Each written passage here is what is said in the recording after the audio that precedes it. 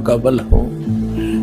संपूर्ण प्राणियों का सनातन बीज मुझको जान, और बुद्धिमानों में बुद्धि, तेजों का तेज मैं ही हूँ।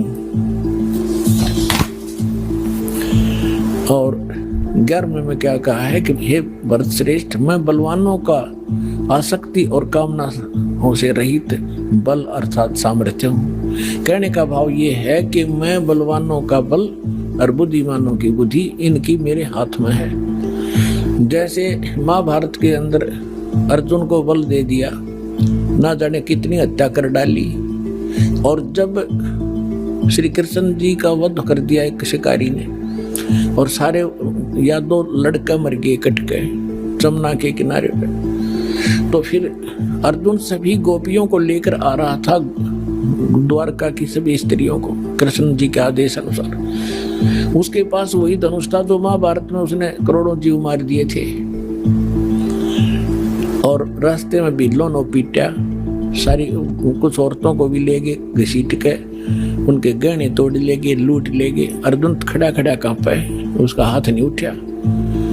तो जब वो जा लिए, जब उसकी बुद्धि ने काम किया कि कृष्ण ने हमारे साथ सदा धोखा ही धोखा दिया, जब मुझसे नाश कराना था महाभारत में, जब तो ताकत दे दी, ना जाने कितने जीव मार दिए मैंने कति उछल उछल के, और आज मैं खड़ा खड़ा पिट रहा हूं, मेरे हाथ भी ना उठते।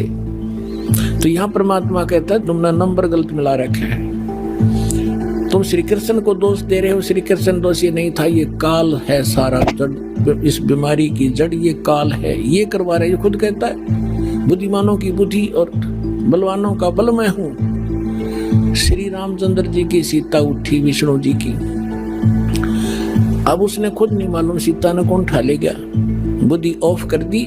जब पार्वती ने ये कहा शंकर जी से कि मैं इसकी परीक्षा लूंगी, आपको ये विष्णु जी है भगवान है, वह परीक्षा लेने आई सीता रूप बनाकर, जब उसकी बुद्धि ऑन कर दी काल ने, और तुरंत पहचान दी कि तो आप तो दक्ष पुत्री माया हो, और अपनी पत्नी का पता नहीं कौन ठा ले गया। उसने तो हनुमान जैसे चारों तरफ घूम कर ढूंढ के ले, और उधर पार्वती पहचान दी। तो कहते बलवानों का बल और बुद्धिमानों की बुद्धि मैं ही हूँ।